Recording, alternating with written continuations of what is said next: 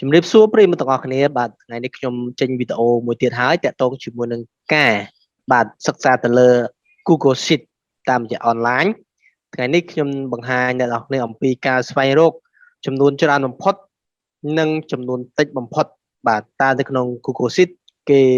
អនុវត្តយ៉ាងដូចម្ដេចតោះអូខេចាប់ផ្ដើម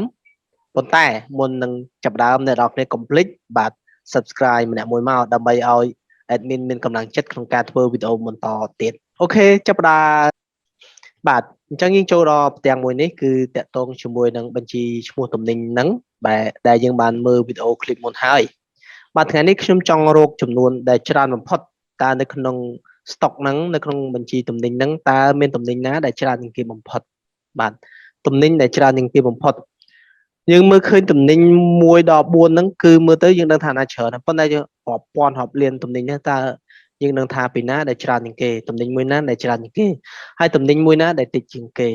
តំណែងមួយណាដែលថ្លៃជាងគេតំណែងមួយណាដែលថោកជាងគេយល់ទេហើយតំណែងមួយណាលក្ខណៈមធ្យមរបស់វាយ៉ាងម៉េចអូខេថ្ងៃហ្នឹងយើងទៅស្គាល់ដល់គ្នាតើយើងធ្វើម៉េចតោះទី1ខ្ញុំសរសេរអំពីថាបាទចំនួនច្រើនបំផុតបាទចំនួនច្រើនបំផុតបាទចំនួនតិចបំផុត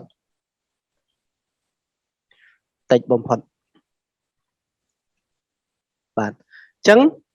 ចំនួនច្រើនបំផុតយ៉ាងម៉េចចំនួនច្រើនបំផុតទៅលើចំនួននៃតំណែងហ្នឹងតើតំណែងហ្នឹងមួយណាដែលច្រើនជាងគេបំផុតអញ្ចឹងយើងប្រើរូបមន្តមួយគឺរូបមន្ត mass បាទរូបមន្ត mass អញ្ចឹងរូបមន្ត mass យើងសេអក្សរ M A H យល់ទេហើយបើកវងកញ្ចក់អញ្ចឹងបាទគឺវា select ឲ្យស្រាប់ហើយអញ្ចឹងធម្មតាយើងត្រូវ select យល់ទេយើង select ប៉ុន្តែនៅក្នុងនេះគេវា select ពីលើដល់ក្រោមមានថា select ពីបាទ cell បាទសំទោស select ពី column បាទ column C និង row 3យល់ទេ column C និង row 3ឃើញ column C និង row 3រហូតដល់ column C នឹងដដែលប៉ុន្តែ row ទី6អូខេអញ្ចឹងវា select auto អញ្ចឹងយើងគ្រាន់តែគួរ enter មកគឺវាចេញមកឯងឃើញទេអញ្ចឹង50កេសឃើញច្រើនជាងគេមួយទៀតអាណាដែលតិចជាងគេយើងប្រើរូបមន្ត M ឃើញទេ M ឥឡូវយើងរកចំនួនដែលតិចបំផុតគឺយើងប្រើរូបមន្ត min បាទ min នេះរូបមន្ត min បាទរូបមន្ត min គឺយើងគ្រាន់ចុចទៅគឺវាអូតូហ្មងឃើញទេវាអូតូពី column C និង row 3រហូតដល់ column C និង row 6ឃើញអូតូឃើញទេអញ្ចឹងតិចជាងគេ24ឃើញ24អីគេកោកាតោះ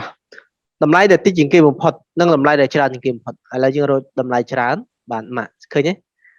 អូតូយើងវាយក៏បានឬក៏យើងអូសក៏បានដែរណាយើងអូសក៏បានយើងវាយទៀតក៏បានអូសក៏បាននេះយើងអូសមកឃើញទេអូសក៏បានឃើញទេមកឯងឃើញទេអូសមកឯងឃើញទេរូបមន្តវាមកស្រាប់ឃើញទេរូបមន្តវាហ្នឹងហើយអូខេអរគុណច្រើនវីដេអូហ្នឹងមានតែប៉ុណ្្នឹងទេបាទជួបគ្នានៅវីដេអូថ្មីមួយទៀតនៅវគ្គក្រោយខ្ញុំនឹងបង្ហាញនៅរូបមន្តផ្សេងទៀតបាទសូមអរគុណជម្រាបលា